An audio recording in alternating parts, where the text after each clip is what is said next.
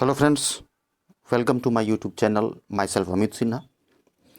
Dear friends, today's editorial talk about the dangerous relationship between US and Ukraine. And the relationship is not good. What are the effect? What are the dangerous effect on the Indian economy? This is the main theme of the editorial. What is the dangerous effect? Both countries, Russia and Ukraine, has fallen into a war zone. So what will be the effect on India, especially the economic effect? What are the export and import between India and Russia? So these are the important things which have been highlighted by the Hindu in terms of Indian economy. तो दोस्तों यही आज का editorial का जो है सो संदर्भ है कि क्या जो है सो रसिया और यूक्रेन के बीच में जो युद्ध हो रहा है तो उसका क्या प्रभाव जो है सो दोस्तों भारत पर पड़ेगा, खास करके भारत की अर्थव्यवस्था पर इसका क्या प्रभाव पड़ेगा और आरबीआई का क्या कहना है। तो ओवरऑल इसी के इर्द गिर्द दोस्तों आज का एडिटोरियल घूमता है। तो आइए दोस्तों इसे हम लोग देखने का प्रयास करते हैं। सबसे पहले दोस्तों आप मेरे चैनल को अवश्य सब्सक्राइब करें, बेल आइकन पर क्लिक करें ताकि मेरा नोटिफिकेशन आपको मिलता रहे। और एसएससी सीजीएल का सेट भी मैंने स्टार्ट कर दिया है, उसे भी देखें और सब्सक्राइब करें, लाइक करें और अवश्य कमेंट करें दोस्तों कि आपको क्या अच्छा लगता है और क्या क्या करने की आवश्यकता है। तो आइए दोस्तों इसका सबसे पहले at first try to understand the heading कि हेडिंग क्या है। The perfect storm. स्टॉर्म का मतलब तूफान या आंधी। तो कैसा परफेक्ट आंधी जो आया है, जो कि ऐसा आंधी जो तबाह करने वाला है, किस तरह का परफेक्ट आंधी है। तो ये जो है सो दोस्तों हम कहने का मतलब जो है सो देखने का प्रयास करते हैं। आइए इसका हेडिंग देखते हैं, जिस्ट इसका क्या कहता है। ये इसका जिस्ट है। कह रहा है कि दोस्तों ध्यान से देखना है कि रसिया का एपोस्ट्रोफस लगने का मतलब होता है अधिकार बताना। Russia's Ukraine gambit. गैम्बिट का मतलब होता है कि एक खतरनाक रिस्क वाला वर्क, यानी इसको कह सकते हैं कि रिस्की वर्क या डेंजरस एक्शन भी इसको हम लोग कहते हैं, डेंजरस एक्शन। तो किसके द्वारा यह डेंजरस एक्शन उठाया गया है? तो रसिया के द्वारा। किसके अगेंस्ट? तो यूक्रेन के अगेंस्ट। वही कह रहा है कि रसिया यूक्रेन गैम्बिट कि यह जो कदम है खतरनाक वाला, कुड अनरेवल की एजम्पशन। बड़ा अच्छा शब्द कह रहा है दोस्तों। अनरेवल का मतलब होता है सुलझाना।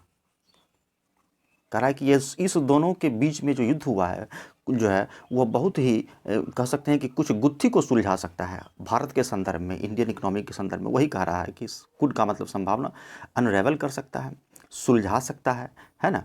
क्या कर सकता है? एजम्पशंस, जो अनुमान लग गया है। एजम्पशन मतलब अनुमान, जो ऐसा हो सकता है उसको हम लोग कहते हैं एजम्पशन, यानी अनुमान। Driving India's economic policy. Bharat के इकोनॉमिक पॉलिसी के संदर्भ में कुछ जो है सो गुत्थी सुलझा सकता है यह परफेक्ट स्टॉर्म, खास करके रसिया यूक्रेन का युद्ध। जैसा कि आपको पता ही है कि रसिया ने क्या किया है, यूक्रेन पर जो है सो हमला स्टार्ट कर दिया है। तो यही दोस्तों इसका बेसिक थीम है। तो आइए इसको हम लोग जो है सो डीपली एनालाइज करते हैं।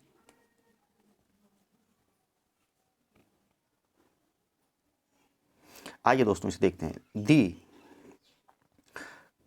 कम्बैटिव एडवेंट का मतलब होता है, कम्बैट मतलब झगड़ा, युद्ध, एडवेंट मतलब आगमन या आना, ऑफ रशियन मिलिट्री। कि रशियन मिलिट्री का जो कम्बैटिव एडवेंट हुआ है, आगमन हुआ है, जो रसिया की मिलिट्री जो आई है इनटू।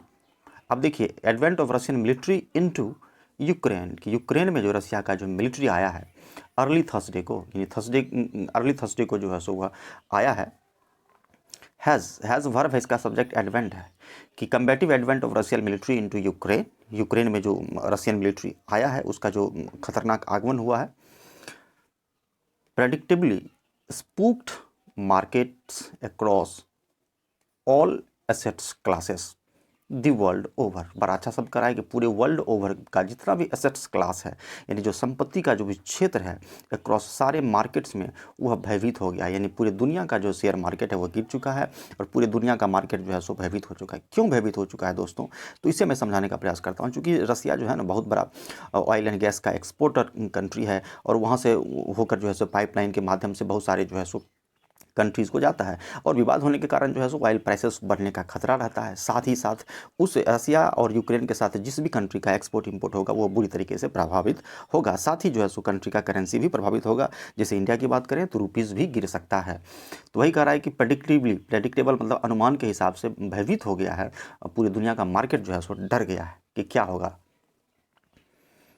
आगे कह रहा है कि oil prices surge to an 8-year high, कि 8 साल में जो है का जो सो उच्चतम स्तर पर जो है सो ऑयल का प्राइस सर्ज हो चुका है। सर्ज मतलब वृद्धि हो चुका है, बढ़ गया है, ऑयल प्राइस बढ़ गया है, 8 साल के सबसे हाईएस्ट स्तर पर जो है सो चला गया है।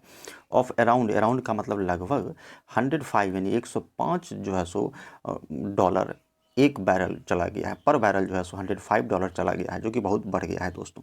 Comma, stock markets tumbled with the Indian bouts, यानी कि स्टॉक मार्केट जो है सो वह टम्बल हो गया है। यानी टम्बल का मतलब होता है लड़खड़ाकर गिरना, लड़खड़ाकर गिरना। इसको हम लोग फॉल डाउन होना भी कहते हैं, फॉल एंड डाउन होना, यानी गिर गया, गिर जाना। यानी स्टॉक मार्केट क्या हो गया है कि जो है सो गिर चुका है with the Indian bouts. Bouts का मतलब होता है शेयर मार्केट को बाउट्स कहते हैं, शेयर मार्केट। खास करके यूरोपियन कंट्री का जो शेयर मार्केट है उसको हम लोग बाउट्स कहते हैं, यूरोपियन कंट्री के शेयर मार्केट को बाउट्स कहते हैं। And the Indian bouts crashing, crash मतलब होता है क्रैश हो जाना, गिर जाना। नियरली लगभग 5% ऑन थर्सडे। इंडियन मार्केट का जो बाउट्सिंग है, यानी कि यूरोपीय देशों के साथ जो भी आयात निर्यात होता है उस संदर्भ में जो शेयर मार्केट है वह लगभग जो है सो 5% क्रैश हुआ है दोस्तों थर्सडे को, चूँकि युद्ध के साथ ही जो है सो मार्केट भी हिल गया। और द रूपी, हमारा जो करेंसी है इंडियन करेंसी रुपीज़, आपको पता ही है इस तरह से सिंबल है हमारे रुपीज़ का। रुपीज़ डिपिंग, डिप मतलब होता है गिरना, फॉल करना। रुपी भी फॉल हुआ है ना। पैरेलसली, बड़ा अच्छा शब्द है दोस्तों। पैरेलसली का मतलब होता है खतरनाक तरीके से, डेंजरसली, DANGEROUSLY, खतरनाक तरीके से, dangerously close to the 76 to $1, यानी यह भी गिरकर जो है सो 76 रुपये डॉलर के क्लोज में जो है सो पहुंच गया है।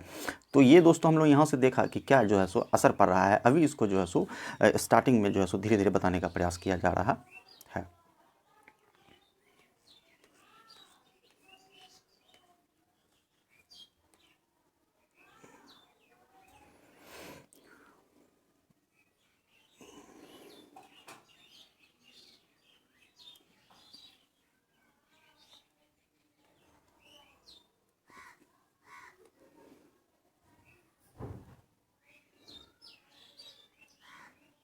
देखिए दोस्तों, कह रहा है कि दी फ्लाइट टू सेफ्टी, कहने का मतलब है कि दी फ्लाइट टू सेफ्टी, यानी कि सेफ्टी से फ्लाइट करना, यानी कहने का मतलब आराम से जो है सो चलना। एमिड का मतलब के बीच में, इसको समझने का प्रयास करेंगे चूँकि द हिंदू जो है बहुत घुमा कर लिखता है। एमिड ऑल दिस मेहम, मेहम का मतलब होता है कि बहुत ही जो है सो कहने का मतलब है कि पैनिक वाला स्थिति होना। पैनिक, पैनिक मतलब अफरा तफरी, अफरा तफरी, या बहुत ज़्यादा जो है सो कह सकते हैं इसको भय की स्थिति होना, मेहम होना। कि इस जो खतरनाक स्थिति के बीच में जो है सो the flight to the safety, यानी कि आराम से जो मार्केट चल रहा था उस बीच में जो है सो युद्ध के कारण अफरा तफरी, मेहम हो गया, उसके कारण से जो है सो अफरा तफरी मच गया। उस बीच में prop up India's favourite yellow metal, कितना बढ़िया दोस्तों द हिंदू लिखता है कि उस अफरा तफरी के बीच में एक प्रॉप अप कर रहा है, यानी एक ऐसा चीज़ है जो सहारा बनाए हुए हैं है इंडियन मार्केट का, यानी कि इसको कहते हैं प्रॉप अप करना, यानी हेल्प करना, सपोर्ट करना भी है ना। जब आप लड़खड़ा कर गिरते हैं तो उस बीच में एक जो है सुन तिनके का सहारा, तो वही तिनके का सहारा यानी प्रॉप अप होना, यानी सपोर्ट में कौन है, तो भारत का जो फेवरेट येलो मेटल है। येलो मेटल किसको कहते हैं दोस्तों हम लोग, गोल्ड को, सोना, यानी सोना जो है सो अपना जो है सो स्थिति बनाए हुए हैं, वही थोड़ा सा सपोर्ट कर रहा है। टू 15 मंथ है, यानी गोल्ड जो है सो 15 महीने के उच्चतम स्तर पर, यानी इसकी स्थिति थोड़ी अच्छी है ना। इस बीच में भी इसकी स्थिति अच्छी है, यही जो है सो प्रॉप अप किए हुए, सपोर्ट किए हुए। डोमेस्टिक स्टॉक इंडाइसेस, इंडेक्स का पुलर इंडाइसेस होता है ना। इंडेक्स मतलब सूचकांक, उसका पुलर इंडाइसेस, कि जो हमारा घरेलू स्टॉक का जो इंडेक्स है, दैट हैव, दैट के पहले, दैट के बाद हैव का प्रयोग किया गया है, और दैट के ठीक पहले जो है वही इसका सब्जेक्ट है। इंडाइसेस पुलर है, इसलिए हम लोग यहाँ पर हैव का प्रयोग किए हैं।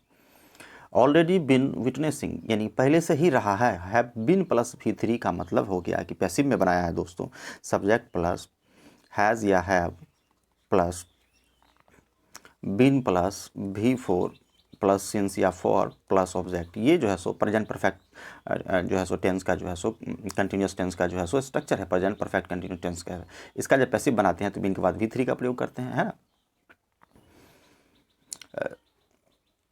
और have already been witnessing tumultuous, sorry दोस्तों, been subject plus has, been का पैसिव नहीं बनता है, ये सब्जेक्ट प्लस हैज़ या have plus V3 plus object, इसका पैसिव दोस्तों इसको बनाया गया है। कि पहले से जो है सो स्थिति इसका कैसा स्थिति है, टुमुल्चुअस स्थिति में है। टुमुल्चुअस मतलब जो हल्ला गुल्ला वाला स्थिति में, यानी इसको हम कहते हैं कोलाहल, कोलाहल या नॉइजी। पहले से इंडियन स्टॉक मार्केट जो है सो एकदम पूरा जो भगदड़ मच गया है, यानी हल्ला गुल्ला है। कहने का मतलब है कि स्थिति ठीक नहीं है, क्योंकि वर्ल्ड में कहीं भी किसी तरह का होता है तो पूरे दुनिया का स्टॉक मार्केट जो है सो प्रभावित होता है। तो ऑब्वियसली जो है सो इंडिया भी प्रभावित है और होगा। तो विटनेस गवाह रहा है कि इसमें जो है सो थोड़ा सा हलचल मचा है, टुमुल्टस स्विंग हुआ है। स्विंग का मतलब कभी ऊपर कभी नीचे, कभी घटना कभी घटना। स्विंग मतलब उतार चढ़ाव यानी झूलना। इन द रिसेंट वीक्स, कुछ हाल के हफ्तों में जो है सो टुमुल्टस स्विंग दिखा गया है ना, टुमुल्चुअस स्विंग देखा गया है एज ग्लोबल इन्फ्लेशन।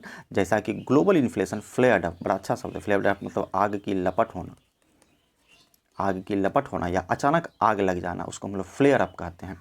तो इन्फ्लेशन क्या है, महंगाई जो है सो बढ़ा है, फ्लेयर्ड अप। ऑब्वियसली पूरी दुनिया में महंगाई दोस्तों बढ़ा है। क्यों?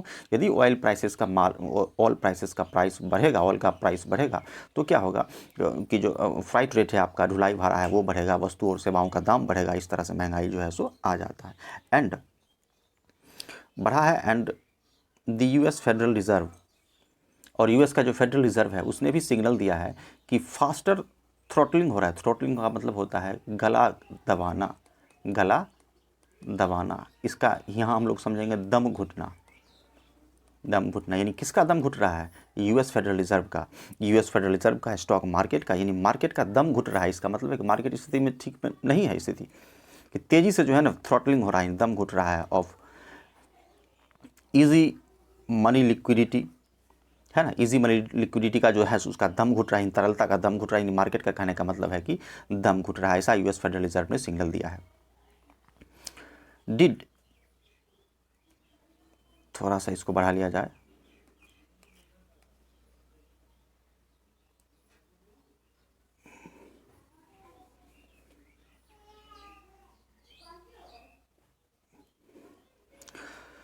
Did pare some of these initial losses.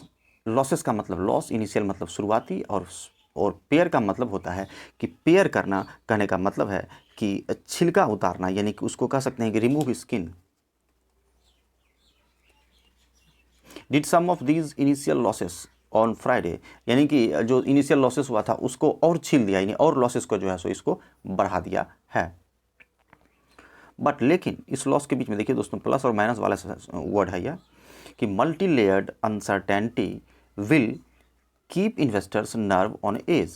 कह रहा है कि मल्टी लेयर जो अनसर्टेनिटी है, अनिश्चितता है कि क्या होगा नहीं होगा, इसलिए शेयर मार्केट में भी कोई इन्वेस्ट नहीं करना चाह रहा है। इन्वेस्टर क्या है? स्पूक है। स्पूक मतलब भयभीत है और वो इन्वेस्ट करना नहीं चाह रहा है। वही कह रहा है कि मल्टी लेयर अनसर्टेनिटी यानी बहुत तरह की अनिश्चितताएँ जो है सो will keep investors nerves on edge. On edge का मतलब होता है किनारे पर लाना, नर्व्स का मतलब होता है जो हमारा जो मानसिक स्थिति है, नर्व है, उसको जो है किनारे पर कहने का मतलब है कि और भयभीत, थोड़ा सा घुमावदार लाइन है यहाँ पर, और स्थिति उसको ख़राब कर दिया है, इसलिए वो इन्वेस्ट करना नहीं चाहते हैं। जैसा कि as will the diplomatic fallout of how, कि जैसा कि डिप्लोमेटिक फॉल आउट हुआ है। फॉल आउट का मतलब होता है गिरना, डिप्लोमेटिक मतलब कूटनीतिक तरीके से। यह किसकी बात कर रहा है दोस्तों? यह बात कर रहा है कि यूनाइटेड नेशन सिक्योरिटी काउंसिल का और बहुत सारे जो देशों का जो समूह है वह रसिया को जो है सो रोकने में असफल रहा, यानी कि उसका डिप्लोमेटिक क्या हो गया? फॉल आउट हो गया, यानी रसिया ने उसका बात नहीं माना। वही कह रहा है कि with the fallout of how the, कैसे यूनाइटेड नेशन का security council decides to tackle Russia in its votes, कि अपने वोट में यानी कि जनमत संग्रह या संग्रह हासिल करके जो है रसिया को रोकने का, टैकल करने का, टैकल मीन्स कंट्रोल करने का प्रयास करता है और फॉल आउट हो जाता है, यानी उसको कर नहीं पाया। यदि वैसा होता तो रसिया यूक्रेन पर अटैक नहीं करता। विथ द वेस्टर्न वर्ल्ड यानी जितने भी पश्चिमी देश हैं, सीकिंग स्ट्रिक्ट कंडेम्नेशन, सीकिंग मतलब इच्छुक, एकदम की स्ट्रिक्ट जो है सो कठिन जो है सो निंदा कर रहा है। किसका निंदा कर रहा है दोस्तों? तो रसिया का निंदा कर रहा है। पूरी दुनिया में दोस्तों रसिया का पूह पूह हो रहा है। पूह पूह मतलब निंदा होना, निंदा होना, कंडेमनेशन हो रहा है। एंड सैंक्शंस, और सैंक्शंस भी रसिया पर लग रहा है। जैसा कि हमने देखा कि पहले जो है सो यूएस सैंक्शन लगाता है। सैंक्शन मतलब प्रतिबंध। पहले यूएस लगाता है, उसके बाद ब्रिटेन लगाता है, उसके बाद जापान लगाता है, उसके बाद ऑस्ट्रेलिया लगाता है, एवं प्रकार से डिफरेंट कंट्रीज़ जो है सो रसिया पर रेस्ट्रिक्शंस लगाना, जो है सो सैंक्शंस लगाना स्टार्ट कर दिया है। वाइल, जबकि इसी बीच while India has thus far preferred,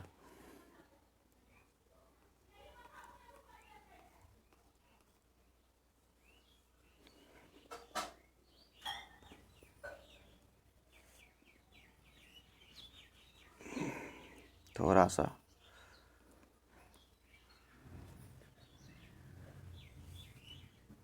देखते हैं दोस्तों। कह रहा है कि India has far preferred not to take aside, कि भारत ने जो है सो, जहाँ तक भारत की बात है तो भारत ने क्या प्रीफर किया है, क्या महत्व दिया है कि किसी का साइड नहीं लेगा। नॉट टू टेक असाइड, किसी का साइड नहीं। हालांकि भारत और रसिया जो है सो एक परम मित्र है, लेकिन किसी का भी जो साइड नहीं लेगा, यह जो है सो इंटरनेशनल कूटनीतिक डिप्लोमेसी के आधार पर भारत ने फैसला लिया है। There could be a double edged economic ramification, बड़ा अच्छा शब्द है दोस्तों। फिर रेमिफिकेशन का मतलब होता है कि गंभीर परिणाम। बड़ा अच्छा दोस्तों आज का एडिटोरियल, इसको ध्यान से देखना है, बार बार देखने का प्रयास करें। करा है कि यहाँ संभावना है, कुड बी डबल एज, दो किनारा। कहते हैं ना कि दो धारी तलवार वाली बात है, किधर जाएं तो खाई या इधर जाएं तो कुआं, किधर जाए आदमी बीच में फंस जाता है। उसी तरह का डबल एज, दो धारी जो है सो इकोनॉमिक जो है सो रेमिफिकेशंस है, यानी आर्थिक परेशानी दोनों तरफ है, यानी किसी भी हालत में जो है सो परेशानी होगा ही, यानी कि गंभीर परिणाम की स्थिति में है। फॉर दोज, वैसे के लिए, सिटिंग ऑन द फेंस, वैसे लोग जो फेंस पर बैठे हुए हैं। सिटिंग, फेंस मतलब होता है दीवार, बॉर्डर, या जो दीवार है उसको फेंस कहते हैं। यानी कि जो रसिया के बीच में पड़ा हुआ है, या जिसका तो रसिया के साथ जो है सो थोड़ा सा भी कनेक्शन है, या फिर वो एक्सपोर्ट एंड इम्पोर्ट में हो, किसी भी मैटर में, तो उसके लिए दो धारी तलवार की बात हो गई है। तो भारत भी के साथ भी इस तरह का है, चूँकि भारत जो है ना उसके साथ जो है S-400 मिसाइल का जो है सो डील कर चुका है, और भी एक्सपोर्ट इम्पोर्ट रसिया के साथ भारत का होता है। सिटिंग ऑन द फेंस, जो बैठे हुए हैं उनके लिए दो धारी जो है सो परिणाम की बात है, बीच में वो फंस चुका है। If the extent of sanctions against Russia are intensified, कहा जा रहा है कि यदि रसिया के अगेंस्ट जो है सो सैंक्शंस जो लगाया गया है, जो प्रतिबंध, यदि और ज़्यादा इंटेंसिफाइड होता है, और ज़्यादा उस पर गहरा होता है। क्या गहरा होता है? तो सैंक्शंस, प्रतिबंध और यदि लगता है तो स्थिति और गंभीर हो सकती है। जाहिर सी बात है कि जिसको आप और दबाएंगे तो वो तो क्या करेगा, और जो है सो चिढ़कर जो है सो अटैक करने का प्रयास करेगा। This could deter Indian interest, deter मतलब रोकना, प्रिवेंट करना, टू प्रिवेंट, कि ऐसा, इससे क्या होगा कि भारत का जो इंटरेस्ट है वह भी थोड़ा सा कम पड़ जाएगा। यानी इस मैटर में भारत भी इंटरेस्ट लेना नहीं चाहेगा। जाहिर सी बात है, किसी से इंटरेस्ट नहीं लीजिएगा तो एक्सपोर्ट इंपोर्ट आपका बाधित होगा। और अभी का स्थिति जैसा है कि उसके हिसाब से थोड़ा सा जो है सो डिटर करना ही चाहिए भारत को। अब कह रहा है B it in terms of trade financing, या तो यह जो है सो ट्रेड फिनांसिंग का टर्म हो, या फिर इन्वेस्टमेंट फ्लोज की बात हो, या इवन बैंकिंग ट्रांसफर्स की बात हो, सारे संदर्भ की बात कर रहा है। किसी भी टर्म में जो है सो भारत का इंटरेस्ट जो है सो कम होगा, क्योंकि कोमल अगर यहाँ दोस्तों दिया है, this could deter Indian interest, Bharat का इंटरेस्ट भी जो है सो फिनांसिंग में, इन्वेस्टमेंट में, बैंकिंग ट्रांसफर में जो है सो कम होगा, चूँकि स्थिति उस तरह का है। जाहिर सी बात है, तो रसिया तो प्रभावित है, साथ ही भारत भी प्रभावित होगा। तो हम लोग बात कर रहे हैं दोस्तों कि भारत का क्या आर्थिक स्थिति है, क्या प्रभावित जो है सो इकोनॉमिक इम्पैक्ट क्या होगा। Indian interest be terms of financing, banking transfer, as calls to का मतलब बुलाना, डिमांड होना भी होता है, हल्ला गुल्ला भी करना भी होता है, शोर मचाना भी होता है। As calls to bar Moscow from the SWIFT global payment network grow louder, बड़ा अच्छा शब्द कह रहा है कि इस तरह का हो सकता है। और इसमें यह भी डिमांड किया गया है कि मॉस्को पर बार लगाया जाए, बार मतलब प्रतिबंध लगाया जाए, कि वह स्विफ्ट ग्लोबल पेमेंट नेटवर्क से उसको बाहर कर दिया जाए। कि स्विफ्ट का जो यह जो पता ही आपको, स्विफ्ट एक जो है सो पेमेंट नेटवर्क है जो जिसका इस्तेमाल जो है सो बैंक करती है। तो इस नेटवर्क से भी रसिया को बाहर करने का जो है सो प्रयास किया जा रहा है। वह जो है सो ग्रो लाउडर हो रहा है, डिमांड जो है सो बढ़ रहा है। लाउडर मतलब तीव्र होना, और ग्रो मतलब बढ़ना, है ना, कि रसिया को मतलब हर एक जगह से रसिया को बंद कर दिया जाए। तो रसिया पर जो है सो इस तरह का किया जा रहा है। फॉर नाउ, अब रसियाज ऑयल एक्सपोर्ट, रसिया का जो ऑयल एक्सपोर्ट है, एक्सपोर्ट का मतलब यहाँ से जो माल बाहर जाता है, और इम्पोर्ट का मतलब जो बाहर से माल यहाँ आता है। कि रसिया से जो भी ऑयल एक्सपोर्ट किसी दूसरे कंट्री में होता है, have not been explicitly targeted yet. Explicitly का मतलब होता है कि क्लियर यानी स्पष्ट, यानी क्लियर, स्पष्ट, क्लियर एंड एग्जैक्ट, स्पष्ट, यानी कि रसिया का जो एक्सपोर्ट है वह जो है सो स्पष्ट रूप से टारगेट किया गया है। सही बात, जाहिर सी बात है कि किया जाता है। आजकल क्या है कि किसी को यदि परेशान करना है तो उसके आर्थिक गतिविधि को प्रिवेंट कर दीजिए, वह खुद ब खुद मर जाएगा, है ना। तो इसी तरह से कहा गया है कि यदि आपका जो शत्रु है, यदि आप उसको जो है सो हराना चाहते हैं तो आप जितना से ज़्यादा विकास करेंगे तो आपके लिए बेटर होगा। तो वही बात है दोस्तों, यदि आप स्टूडेंट हैं, पढ़ाई करते हैं, बहुत तरह का कॉम्प्लिकेशन आपको देखना पड़ता होगा, बहुत तरह का ताना आपको सुनना पड़ता होगा, तो आपको करना क्या है, सिर्फ अपना काम करना है। जैसे आपका रिजल्ट होगा जो है सो क्या होगा, शत्रु पराजित होगा। वही यहाँ पे कहा गया, Russia's oil export have not been explicitly targeted yet. कहने का मतलब है कि रसिया का oil export have not been explicitly target yet, sorry यहाँ उल्टा कह दिया, नोट लगा दिया है ना, कि उसके एक्सपोर्ट को टारगेट जो दोस्तों यहाँ पर नहीं किया गया है कि ऑयल एक्सपोर्ट को टारगेट, चूँकि वह खुद ब खुद टारगेट हो रहा है। क्यों हो रहा है? चूँकि यह सारा जो है सो सिस्टम यदि ब्लॉक कर दिया जाएगा तो वह क्या होगा, टम्बल्ड हो जाएगा, उसका इकोनॉमिक एक्टिविटी वह बाधित हो जाएगा।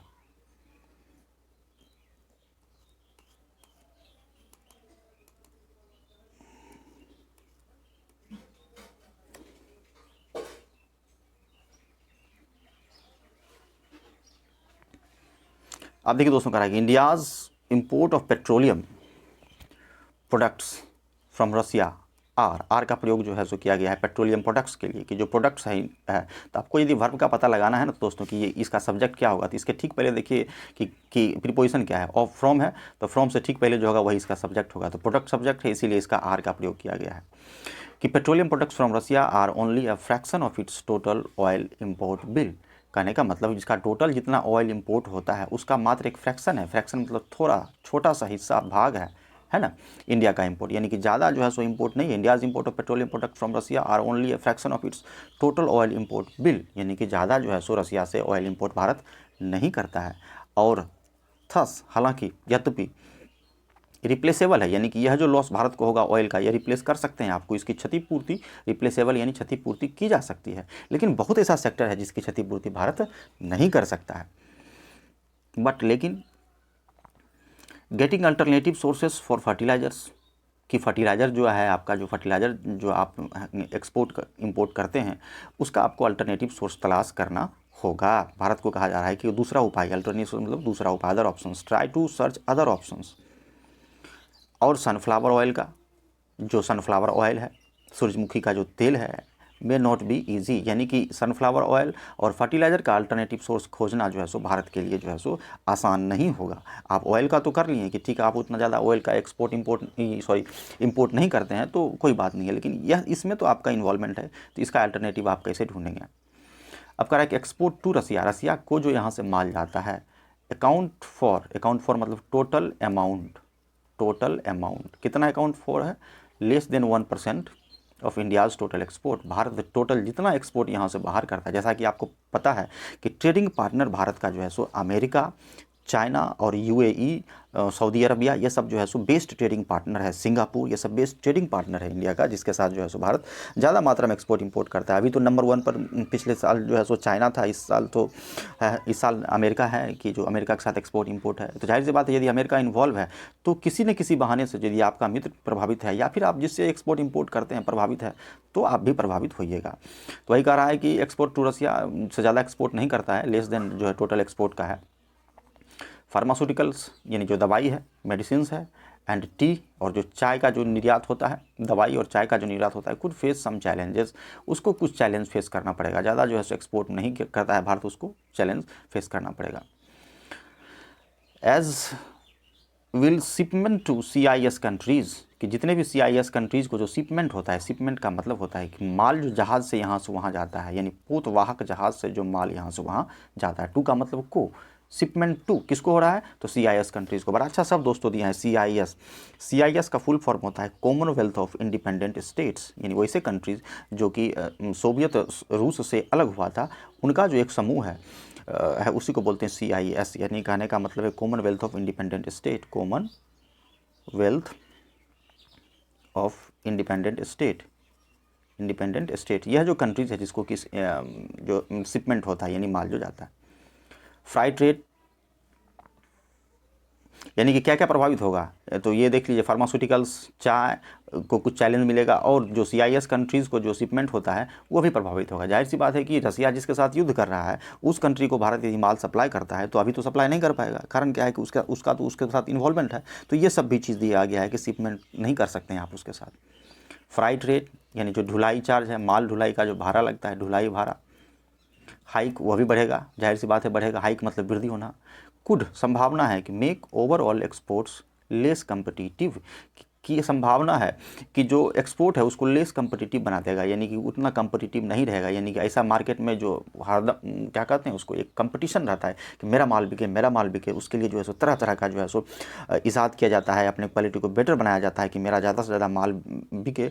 तो वह तो इस समय वैसा नहीं होगा, क्योंकि कारण क्या है कि माल पर किसी का ध्यान ही नहीं रहेगा, एक्सपोर्ट इम्पोर्ट पर दुनिया दूसरे काम में भी व्यस्त है। Could make overall export less competitive, उतना कम्पिटिटिव नहीं रहेगा, इसलिए डिमांड भी नहीं रहेगा। टू का मतलब भी। आई होप कि दोस्तों आप लोग समझ पा रहे होंगे इसे, क्योंकि आज का थोड़ा सा कॉम्प्लिकेटेड तरीके से प्रस्तुतिकरण द हिंदू किया है, तो इसका थोड़ा सा ध्यान रखना है दोस्तों। बट लेकिन it is the indirect impact on the trade account, कह रहा है कि लेकिन नहीं पड़ेगा, उसका मतलब यह नहीं है, यह एक इनडायरेक्ट जो है सो इम्पैक्ट पड़ेगा हमारे ट्रेड अकाउंट पर, जो कि दैट का प्रयोग ट्रेड अकाउंट के लिए किया गया है। दैट इज़ का प्रयोग अकाउंट के लिए सिंगुलर, इसलिए इज़ मोर वरीइंग। यह देखिए कंपैरेटिव डिग्री का वर्ड है कि ज़्यादा, यानी वरी मतलब चिंतित करने वाला, और मोर वरी मतलब ज़्यादा चिंतित करने वाला है, चूँकि इनडायरेक्ट इसका इम्पैक्ट पड़ेगा, ज़्यादा चिंतित करने वाला है। अब दोस्तों कह रहा है कि the surge in crude oil prices will, बड़ा अच्छा शब्द है, ड्रम अप। अब कह रहा है कि सर्ज मतलब वृद्धि, सर्ज का मतलब वृद्धि, कि क्रूड ऑयल प्राइसेस में जो वृद्धि होगा, यानी कच्चा तेल का जो दाम बढ़ेगा, जाहिर सी बात है अटैक की स्थिति है तो दाम तो बढ़ेगा ही। तो इसके लिए क्या होगा कि ड्रम अप होगा। ड्रम अप का मतलब होता है कि एक प्रकार का कहते हैं ना कि जो सपोर्ट मांगना, भी इसका दो मीनिंग होता है, एक सपोर्ट मांगना, ढिंढोरा पीट कर सपोर्ट मांगना, दूसरा इसका मीनिंग हो गया कि ढिंढोरा पीट कर जो है सो बिजनेस को बढ़ाना, प्रचार प्रसार के माध्यम से बिजनेस को बढ़ाना। Will drum up India's in elastic oil import bill, कि हमारा जो इम्पोर्ट बिल है ऑयल का, जो कि इन इलास्टिक है, इन इलास्टिक का मतलब होता है कठोर, नॉट फ्लेक्सिबल, है ना। Will drum up India's elastic, उसको क्या करेगा, और यह जो है सो यहाँ कह सकते हैं कि बढ़ा देगा, यानी इसका जो प्राइसेस जो है सो और इलास्टिक इम्पोर्ट बिल को और बढ़ा देगा, यानी कि दाम और बढ़। जाहिर सी बात है कि जो है सो आप अब सपोज दैट कि आप 100 रुपीज़ का ऑयल इंपोर्ट करते थे, तो इस पर और बढ़ के कितना हो जाएगा, 110 रुपीज़ हो जाएगा, तो इसको और बढ़ा देगा। और gold imports could jump backup and keep the rupee under pressure, और हमारा जो करेंसी है रुपीज़ वो अंडर प्रेशर आ जाएगा। क्यों आ जाएगा, क्योंकि आपका क्या होगा, गोल्ड इम्पोर्ट्स जो है सो फिर से जंप अप हो जाएगा, यानी कि फिर से आपको सोने का आयात करना पड़ेगा। तो जाहिर सी बात है, आपको पता ही है कि वर्ल्ड का सबसे बड़ा जो है सो कंजप्शन करने वाला, उपभोग करने वाला सोने का भारत ही है, और सबसे ज़्यादा भारत ही सोना जो है सो बाहर से मंगाता है, इंपोर्ट करता है, और इंपोर्ट करना पड़ेगा गोल्ड को, और इंपोर्ट करना पड़ेगा। देखिए दोस्तों, कहीं ना कहीं सबसे कोई ना कोई लिंकअप है, इसीलिए जो है सो गोल्ड को यहाँ पर जोड़कर देखा जा रहा है। आपको लगता है गोल्ड का क्या रिलेशन है, यहाँ पर कहा गया है कि इनडायरेक्ट जो है सो इम्पैक्ट पड़ता है जो इनडायरेक्ट ट्रेड अकाउंट पर, यानी कि जो आपका ट्रेड अकाउंट है उस पर पड़ता है। जाहिर सी बात है कि एक प्रभाव, यानी रिपल इफेक्ट, कल के पैसेज में मैंने बताया था कि रिपल इफेक्ट, यानी एक का इफेक्ट, यानी श्रृंखलाबद्ध परिणाम जो है सो देखने को मिलता है।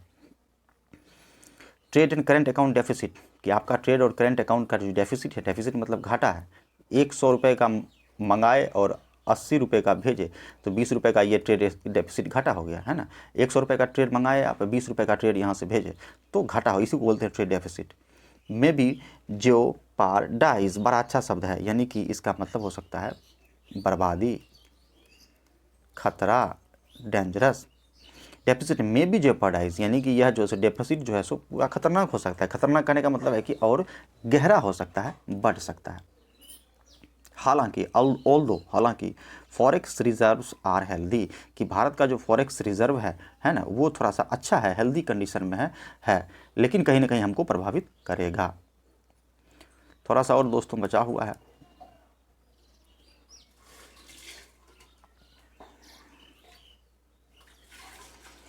द बिगेस्ट कंसर्न, कह रहा है कि the biggest concern, superlative degree के पहले दा का प्रयोग किया गया है, कि जो सबसे बड़ा कंसर्न जो है सो चिंता जो है सो इशू जो है फॉर इंडिया के लिए क्या है, जबकि however remains the impact of oil prices, कि ऑयल प्राइसेस का जो है सो इम्पैक्ट वो जो है सो ज़्यादा प्रभावित नहीं रहे, वो बना रहे, वो सबसे बड़ा चिंता का बात है ऑन इन्फ्लेशन। जाहिर सी बात है कि हमारे यहाँ की कहीं भी, हमारे यहाँ बहुत सबसे ज़्यादा जो है सो अमाउंट सरकार जो है सो ऑयल को इंपोर्ट करने में खर्च करती है, और उसका जो है सो भाड़े से ताल्लुकात है। भाड़ा बढ़ेगा तो वस्तुओं और सेवाओं का दाम बढ़ेगा, इस कारण से जो है सो महंगाई आ जाएगा। तो इस तरह से जोड़कर दोस्तों देखना है ना, impact of oil prices and inflation and the unravelling of the budget.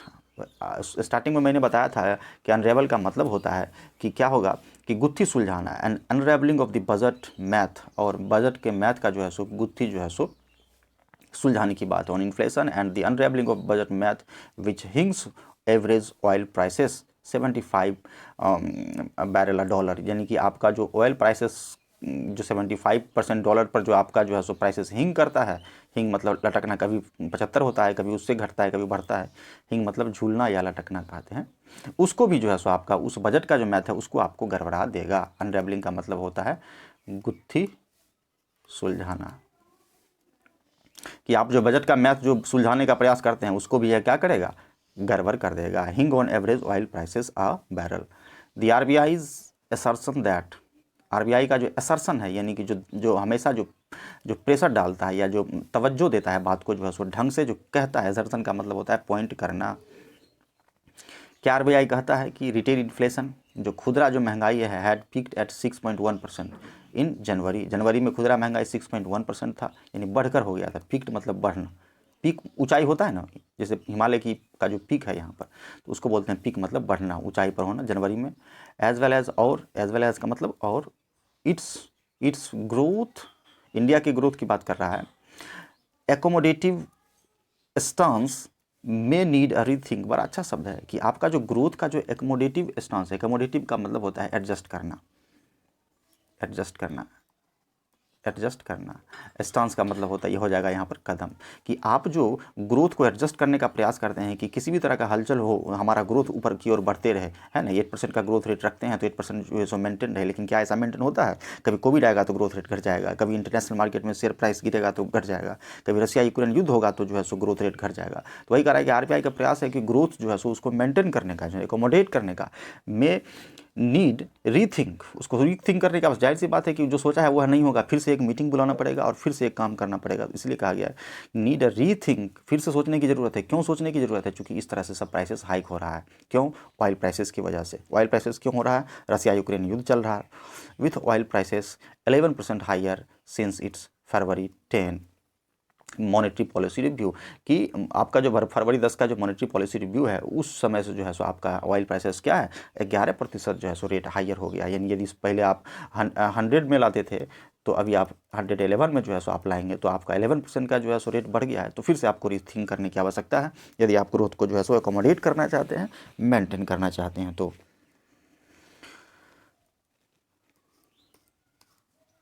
बस समाप्त हो रहा है दोस्तों।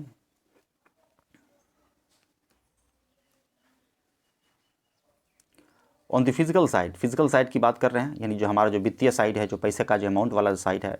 द गवर्नमेंट विच का प्रयोग गवर्नमेंट के लिए किया है, विच हैव बीन कंस्ट्रक्टिव, सरकार हमेशा से कंस्ट्रक्टिव रही है। कंस्ट्रक्टिव का मतलब होता है कि ऐसा काम करना जो सपोर्टिव काम, इसको कहते हैं सपोर्टिव।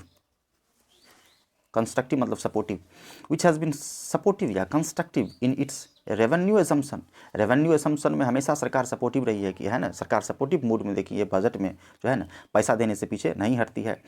हैज़ द रूम, अब हैज़ का प्रयोग किसके लिए किया गया है? ये द हिंदू का कोमा लगाकर जोड़ने का आर्टिस्टिक अपना स्टाइल है दोस्तों।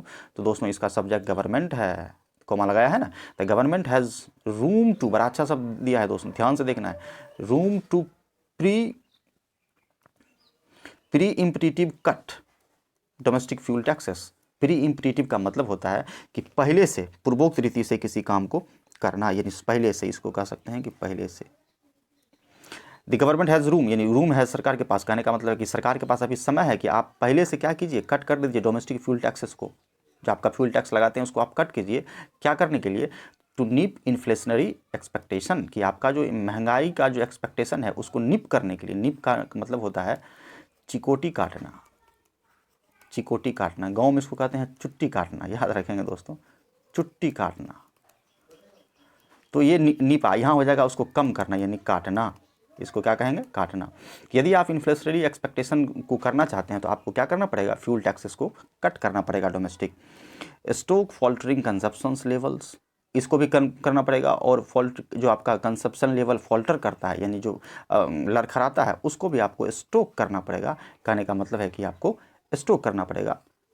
स्टॉक का दो मीनिंग दोस्तों होता है। एक मीनिंग होता है कि खास करके जो है सो कोयले के संदर्भ में होता है, और कोयले को झोंकना। दूसरा होता है कि आपको बढ़ावा देना। जो आपका फॉल्टरिंग कंजप्शन लेवल है उसको भी आपको स्टॉक करना पड़ेगा, यानी उसको आपको बढ़ावा देना पड़ेगा। And sustain India's fragile post covid recovery, और आपका जो कोविड-19 रिकवरी के बाद, पोस्ट मतलब बाद जो आप कर रहे हैं वो फ्रेजाइल है। फ्रेजाइल मतलब क्षणभंगुर है, कभी भी जो है सो गिर सकता है। तो उसको आपको ठीक करना होगा किसके माध्यम से, तो ग्लोबल चर्न के माध्यम से। ग्लोबल चर्न का मतलब क्या होता है, तो हम लोग इसे देखने का प्रयास करते हैं। Recovery through this global churn, churn का मतलब होता है मथना। क्या मथना, जैसे दूध से मक्खन निकलता है ना, तो चर्निंग करके निकलता है। दूध से मक्खन निकलता है क्या चीज़ करके, चर्न करके। तो ग्लोबल जो स्थिति अभी चल रहा है जद्दोजहद, उससे आपको खींच कर जो है सो आपको, यानी उसी स्थिति में, यानी स्ट्रगलिंग स्थिति में ही आपको अपना काम करना होगा। दुनिया में स्ट्रगल मचा हुआ है तो फिर भी आपको भारत को संभालना होगा। तो this is the important topic and which has been highlighted by the Hindu. तो दोस्तों आई होप कि आप लोगों को अच्छा लगा होगा। एक बार फिर से इसे देखने का प्रयास करें और हमारे चैनल को सब्सक्राइब करें, बने रहें और दोस्तों को शेयर करें, कमेंट भी करें। तो मिलते हैं फिर अगले वीडियो में। धन्यवाद।